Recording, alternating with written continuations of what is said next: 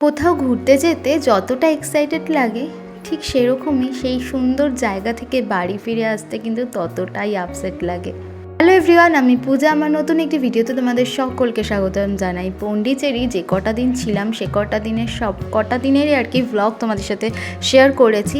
এবার আজকে আমাদের পন্ডিচেরি থেকে বাড়ি ফিরে আসার পালা, মানে আমাদের উড়িষ্যার মুনিগুড়াতে চলে আসার পালা। তো সেই ব্লগটাই আমি তোমাদের সাথে শেয়ার করব। ঘুরতে যাওয়ার ব্লগগুলো কত দিন ধরে এডিট করে তারপর তোমাদের সাথে শেয়ার করলাম, কিন্তু বাড়ি ফিরে আসার ব্লগটা না আর ইচ্ছা করছে না তোমাদের সাথে শেয়ার করতে। তারপর ভাবলাম না বাড়ি ফিরে আসার ব্লগটা অবশ্যই তোমাদের সাথে শেয়ার করা উচিত, তাই একটু দেরি হয়ে গেল। তো কোনো রকমে আমরা হোটেল থেকে বেরিয়ে আগে বাস ধরে নিয়েছি, আর বাসের টিকিট আমরা অনলাইনে বুক করেছিলাম। অনলাইনে বাসের টিকিট ভাড়া পড়েছিল 350 টাকা, আর এটা এসি বাস ছিল। তো যেহেতু বেবি নিয়ে গেছিলাম, তো বেবি নিয়ে যাওয়া মানে কোনোভাবেই প্ল্যান মাফিক হয় না। তো এই কারণে এই কথাটা বললাম, কারণ অনেক কিছুই প্ল্যান করে রেখেছিলাম, কিন্তু সেই প্ল্যানের মধ্যে 60% প্ল্যান আমাদের সাকসেসফুল হয়েছে আর 40% প্ল্যান আনসাকসেসফুল হয়েছে। তো যাই হোক, ভালো মন্দ মিশিয়ে পন্ডিচেরিটা শহরটাকে বাই বাই করে আবার চলে যাচ্ছি এখন বাড়ির উদ্দেশ্যে।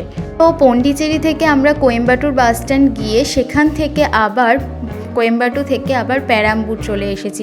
পেরাম্বুরে আসলাম অটো করে। তো ওই পেরাম্বুর স্টেশন থেকে আমরা এখন ট্রেন ধরবো মুনিগুড়ার উদ্দেশ্যে। আমাদের এই জার্নিটা ছিল বেশ লম্বা, তাই প্রচণ্ড পরিমাণে টায়ার্ড, আর এদিকে মেয়েরও শরীরটা ভালো না, তাই মনটাও একটু খারাপ লাগছে। তো যাই হোক, আমি আর ভিডিও নিতে পারিনি ট্রেনে উঠে। তারপর পরের দিন সকালবেলা আমরা এখন উঠে গেছি। এখন আমরা উঠে ফ্রেশ ট্রেশ হয়ে নিয়েছি, ব্রেকফাস্ট করব। আর ব্রেকফাস্ট করতে করতে এখানে বাইরের দৃশ্যটা না এত সুন্দর লাগছে, প্রচণ্ড পরিমাণে ভালো লাগছিল। দৃশ্যটা দেখে একদম মন ভালো হয়ে গেছিলো। তো আমার সাথে সাথে তোমরাও এনজয় করতে পারো দৃশ্যটা, সত্যি সুন্দর। এত সুন্দর সবুজ ঘেরা পাহাড় প্লাস সবুজে ঘেরা মাঠঘাট দেখে মনটা এত ভালো লাগছে, তোমাদের কি বলবো।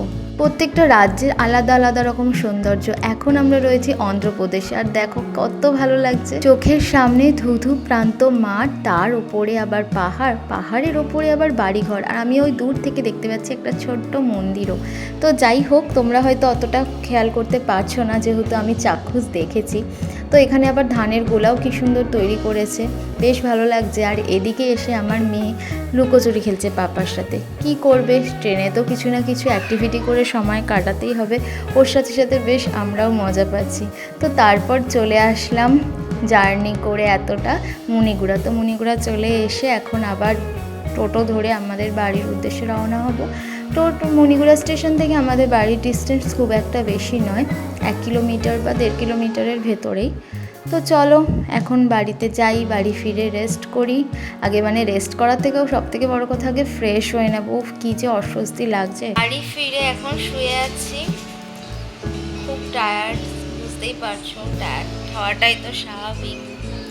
তো যাই হোক, আজকের মতো ব্লগটা আমি এখানেই শেষ করছি, কারণ আর মনে হচ্ছে ভিডিও ক্লিপ নিতে পারবো না।